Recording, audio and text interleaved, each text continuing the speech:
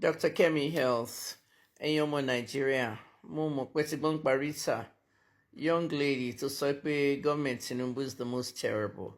What is up with the whole of Lagos is smelling. Sisi yewa in the news, Kopani, NYSC. So we won't go to so basically it cause outrage because our NYSC one basically threatening, we they call for help. On back to someone we come Buhari. Earlier this morning, she was able at our lawyers meter. I want someone who will show up. Sorry, Twitter. You know, Twitter is real time. X. So, Onika look ti dasi on every level. Immediate man dasi ni corner temi. Which is some what you feel. What he apologize when you ko fun ko to so ko need ko apologize. Oko wa politically correct. Politically correct mean boya lawyer itself apology for the people of Lagos.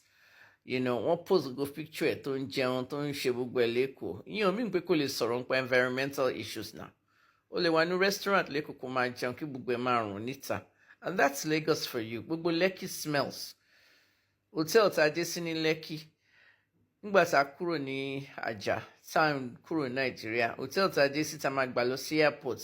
Bottle water náà fún wa tá máa fi fọnu láàárọ̀. A lè fi tap water tó wà ní hotel yẹn fọnu. It was yellow. I mean, kí ni kéèyàn ṣe? Ọmọ yẹn sọ tòótọ́ ni náà, wọ́n kàn pressure ẹ̀ ni. Now, mo wá rí story kan lórí Sahara Reporters because mo fẹ́ kó fetí ń sílẹ̀ because ó ní nǹkan tí oníkálukú ń go through lórí frustrations wọn lórí nǹkan tó ń ṣẹlẹ̀ ní Nàìjíríà.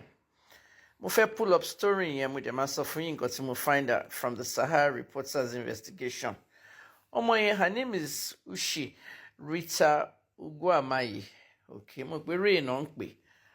But Ushi Ugwuamayi, bàbá ẹ̀ kú ní 2019. Wọ́n ní bàbá ẹ̀ protest ilẹ̀ tí government jí lọ́dọ̀ bàbá ẹ̀. Àmì nǹkan tí mò ń kà lórí Sahara nìyí o. Wọ́n ní bàbá ẹ̀ ní palm plantation. Ṣó ti yé yín? Wọ́n ní bàbá ẹ̀ ní palm plantation ní Obudu ní Cross River State. Ṣé mọ̀ Obudu resort tó wà ńbẹ̀? Wọ́n ní bàbá ẹ̀ ní palm plantation síbẹ̀. Ipe at a certain point wọ́n try láti gba gbogbo ilẹ̀ yẹn. Government try láti snatch gbogbo ilẹ̀ yẹn lọ́dọ̀ gbogbo àwọn tó nílẹ̀ yẹn. Wọ́n fẹ́ build international airport. Obudu was a resort. Obudu Cattle Resort gbogbo ẹ̀. Tẹ́ bá dẹ̀ mọ̀ Nigeria and the history of Kamason kan di international airports. Ajaokuta, look at Ajaokuta still complex. That's where they ti kéré. Wọ́n ti lò bẹ̀yẹn still. It is always government after government losing. So according to this report, Simori, Lori Sahara Reporters, Babe, okay, on demolish palm plantation, on gé gbogbo palm trees, gbogbo plantation tó ti palm plantation, àwọn tó ń gbin palm kernels tó fi máa ń ṣe ọbẹ̀, tó fi máa ń ṣe kí náà pọ̀ bẹ̀ yẹn náà ti sápá mi lórí palm kernel soup yẹn ṣá banga wọ́n gbìn yẹn lórí palm àwọn oní palm wine tó ń tà palm wine àwọn oní coconut anyway government ṣáàdì bẹ́ẹ̀ wọ́n demolish gbogbo wọ́n ní bàbá ẹ̀ sí lọ protest pẹ̀lú àwọn other protesters ibi tí bàbá ẹ̀ ti collapse nìyẹn tó kú ní 2019 nítorí ilẹ̀. So according to our records tí mo wò ń bí báyìí wọ́n fẹ́ kọ́ Obudu International Airport Project. It was intended to boost regional infrastructure. It has always remained controversial and it was reportedly abandoned. Contributed to local grievances about uncompensated land seizures and unfulfilled developmental promise. In other words, government sọ pé àwọn fẹ́ kọ́ airport síbí báyìí àádẹ́ fún yín lówó ilẹ̀ yín tá gbà lọ́wọ́ yín, government to compensate wọn. And then uncompensated land seizures and unfulfilled development promises. Nǹkan tán láwọn fẹ́ kọ́ international airport wọn ẹ̀ bá kọ́. Ṣé yẹn ò bá tiẹ̀ create jobs fún area yẹn? Wọn ò kọ́. Wọn ò dẹ̀ fáwọn tán jílẹ̀ wọn nílẹ̀ wọn kàn destroy plantation. Irú nǹkan bẹ́ẹ̀ lè pààyàn náà stress nìyẹn náà. I mean, Dr. Kemi Health, then way mental health, they only go down the drain just from that. So Emma Warren, 2019.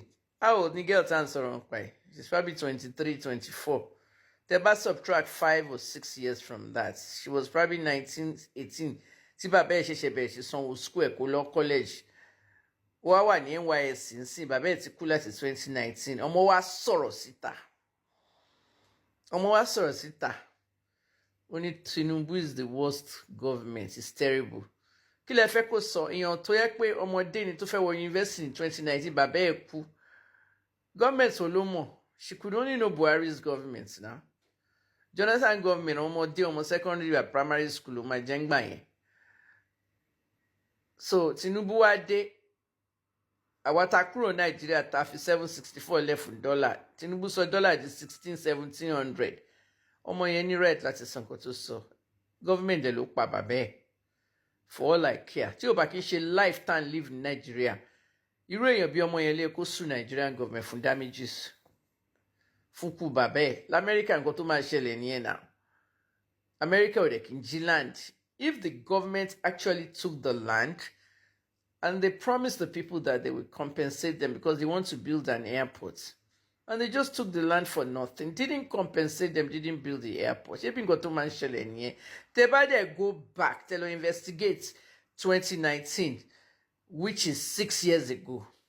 They'll find out who the governor of Cross River State was at that time, who the president was at that time, who the minister of this and minister of that. Corruption ní gbogbo wọn. Ṣé mi Naira Marley kọ sínú orin ó lè everybody. Ó lè ní gbogbo wọn now. I feel bad for my honestly. I really feel bad for. And so any contact Joe, if you see no comments no DM me. Mo fẹ́ interview again lórí live, lórí Instagram live. Mo fẹ́ gbọ́ nǹkan tó ní láti sọ. Irú àwọn èèyàn báyìí they must keep talking. Wọ́n lè ti fẹ́ máa silence ẹ̀. Wọ́n apologize from Lagos. Lagos ò ṣùwò. Lagos tó yẹ pé èmi grew up lẹ́kọ̀ọ́ in the 80s. I grew up in Lagos from age 12 to 17. 5 years. My father was in Obasanjo's military government. You look at Lagos today. Ikoyi tí mo gbé, you can't live in Ikoyi today now. You have to have billions of naira to even buy a house there or even rent there. You know, there was no Lekki when we were there. Nígbà tó máa dig gbogbo, some military boys spin gbogbo Lekki within themselves. Every time tó fẹ́ lọ sínú pockets of land yẹn, mo rántí I was 16 years old. Àti ìgbà yẹn ni mo ti nurse journalism bọ̀. Every time tó bá ti fẹ́ lọ sínú pockets of land yẹn, the British always says, we don't want that pockets of land. The British never went there. I want to rule gbogbo Nigeria because the British knew what was in Lekki. It was water underneath.